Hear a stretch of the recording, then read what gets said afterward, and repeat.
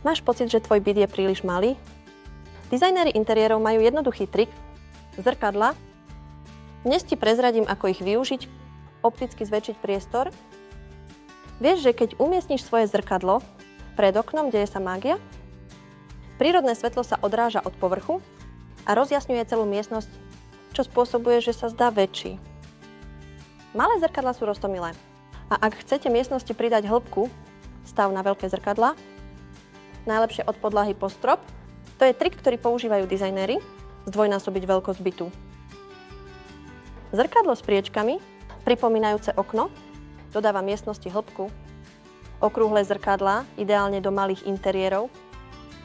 Jemné tvary spôsobujú, že priestor sa zdá byť harmonickejší. A čo tak niekoľko zrkadiel vedľa seba? Galéria zrkadiel funguje ako dekorácia, čo opticky zväčší priestor. Teraz poznáš všetky triky interiérových dizajnérov.